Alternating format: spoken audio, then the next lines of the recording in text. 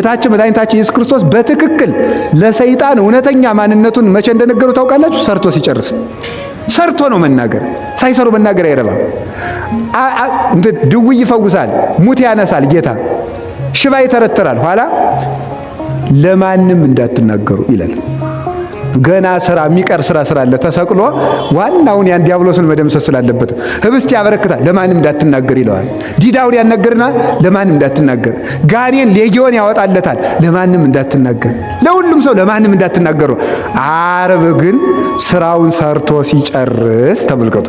ስራውን ሰርቶ ሲጨርስ ሰይጣን አረ ይሄ ማን ነው እንዲህ አድርጎ ያሰቃየ ብሎታል። ዝንቱ ውእቱ ኢየሱስ ክርስቶስ ዘተሰቅለ ዘቦቱ ጸጋባ የማና የኮነ ወታይታይ ከመዘዳይ ላይ ወደ ሐራይ ከመዘቀዳመ እወቀኝ የእናቴን የሔዋንን የአባቴን የአዳምን መከራ ያስታገስኩላቸው በግራ የነበረውን አዳም ወደ ቀኝ ክብር ያመጣሁት በቀኝ ነኝ ኃያል ነኝ ያልከውን አንተን ወደ ግራ ሲኦል የወሰድኩ የተዋረደውን አዳምን ወደ ላይ ከፍ ያደረኩት አንተን በላይ ነኝ ያልከ አንተን ያዋረድኩ አምላክ ሰውን ሰው የሆንኩ ሰውን ደግሞ አምላክ አድርጌ በተዋህዶ የገለልኩት እኔ ነኝ፣ እኔ ኢየሱስ ክርስቶስ ነኝ እወቀኝ ብሎ ለሰይጣን በቃል የነገረው ዓርብ ነው። ስራውን ሰርቶ ሲጨርስ ማለት ነው። እወቀኝ ብሎ ኋላ በሳት ዛንጀር በንፋስ አውታር ወጥሮ ያዘው።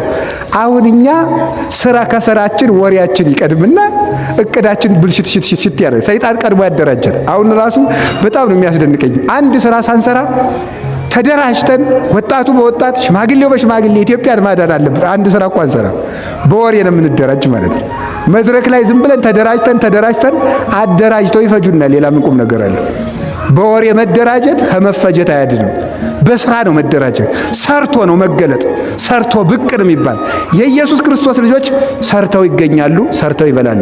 እስኪ ሰርተው ይገኛሉ በሉ። ሰርተው ይገኛሉ በሉ። ከዚያስ ምን ይላሉ? ሰርተው ይበላሉ።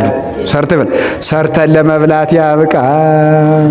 ሰርተን ለመብላት ያብቃን። ሰርተን ለመገለጥ ያብቃን። ከወሬ ኑሮ ይሰውረን። ወርቀ ዘቦ ለብሰው በቤቱ ከሞሉት በሐርና በወርቅ ከተሽቆጠቆጡት በሰው ፊት ያማሩ ብዙ ሆነው ሳለ ጌታ ግን ወደደሽ እናቴ። ነይ በደመና በሏት፣ ነይ በደመና እጃችሁ፣ ነይ በደመና፣ ነይ በደመና እማይ ረድኤትሊና ሰሎሞን ያለሽ እጃችሁ ማርያም አበባዬ ሰሎሞን ያለሽ እኔም ልበልሽ እናቴ ማርያም ግቢ ከቤቴ እኔም ልበልሽ እናቴ ማርያም ግቢ ከቤቴ አሳድጎኝ ሳለ መላኩ መግቦ ተሸልመኝ ሳለ በስቶልሽ ተውቦ እጅግ በትሕትና ስላገለገልሽው እንደ ኪሩብ መልአክ ጌታን ተሸከምሽው።